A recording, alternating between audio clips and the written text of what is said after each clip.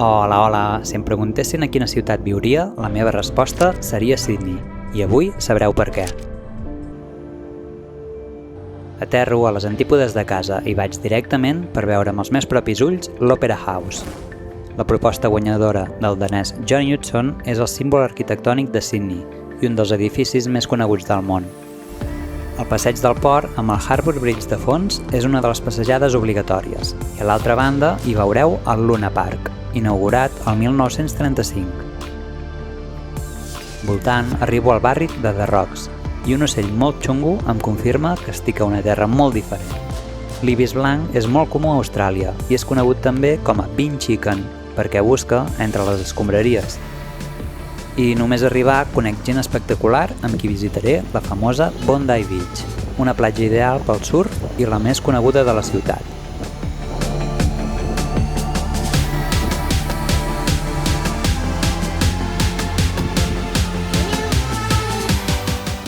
La seva piscina arran de mar és una de les imatges més fotogèniques i icòniques de Sydney.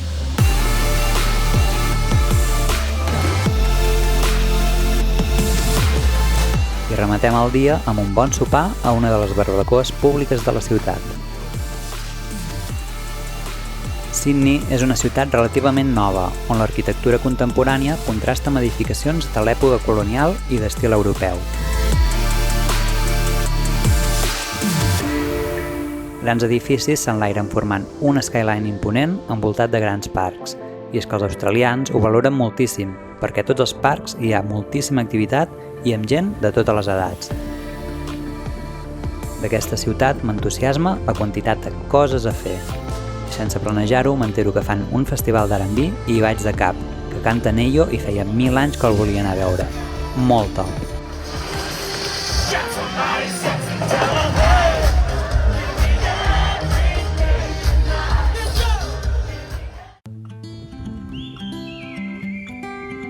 Després d'un concert espectacular, aprofito el matí per passejar pel centre i anar fins a la catedral de St. Mary's, la catedral més gran d'Austràlia, que té uns vitralls d'estil neogòtic que van tardar 50 anys a completar.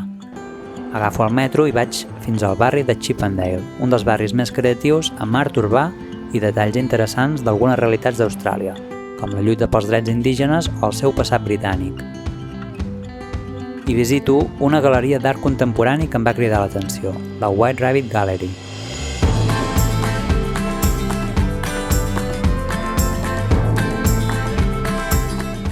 La tarda la passo amb calma recorrent els carrers i parcs de la ciutat, com el Victoria Park o el de la Universitat de Sydney.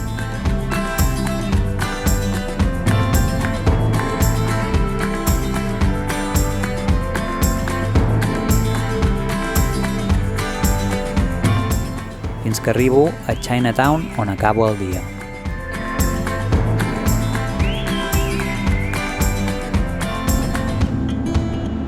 I no tot es queda a Sydney. Agafem el ferri i anem a Manly a donar una volta. I és que amb el ferri et pots moure a moltíssims llocs que són un bon pla per canviar d'aires. Passem la Manly Beach i parem a la petita Shelly Beach, on em banyo i tinc el primer contacte amb el mar d'Austràlia. I una vegada més, al·lucino.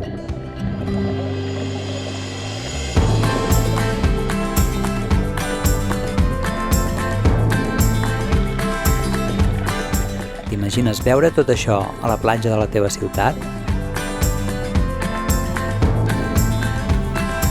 I de tornada a Sydney i amb unes vistes espectaculars, acabo pensant que és un lloc on no em faria res viure-hi.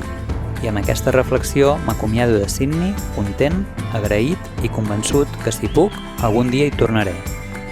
See you soon, Sydney!